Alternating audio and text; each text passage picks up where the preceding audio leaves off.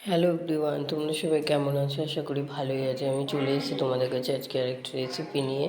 সেটা হচ্ছে লাল শাকটা রেসিপি। লাল শাকটাকে আমি ছুরি দিয়ে কেটে কুচিয়েছি, বটিতে কাটেনি। কুচিয়ে নিয়ে জল ঝরিয়ে নিয়েছি, ধুয়ে নিয়েছি ভালো করে। এবার আমি তেলের মধ্যে একটা অ্যালুমিনিয়ামের কড়াইয়ে 1 চামচ সর্ষের তেল নিয়েছি। তার মধ্যে আমি শুকনো লঙ্কা নিয়ে নিয়েছি, কালো জিরে ফোড়ন দিয়েছি, 3 কোয়া রসুন কোয়া নিয়েছি।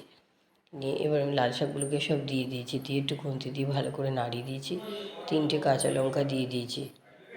বুক চিরে দিইনি, বাচ্চা খাবে, বুক চিরে দিলে ঝাল হয়ে যাবে।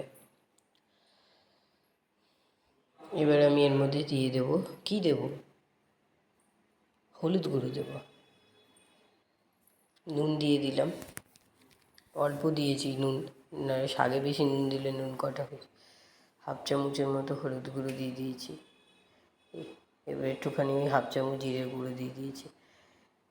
এবার এটাকে আমি একটু ভালো করে নাড়িয়ে দিচ্ছি, যেহেতু মশলাটা দিয়েছি। দিয়ে গ্যাসটাকে আমি লো ফ্লেম করে রেখে দেবো, আস্তে আস্তে হবে। দেখো আমার শাকটা অনেকটা মজে গেছে, শাকটা প্রায় হয়েই গেছে। ঠিক আছে, আর একটুখানি টানাবো, টানিয়ে নামিয়ে দেবো। একটা সহজ রেসিপি, কেমন হয়েছে তোমরা জানাবে। ভালো লাগলে চ্যানেলটাকে লাইক করে সাবস্ক্রাইব করে দিও, একটা কমেন্ট করো ছোট্ট করে। ঠিক আছে, আজকে আমরা শেষ করলাম ভিডিওটা, আবার আসবো অন্য কোনো ভিডিও নিয়ে।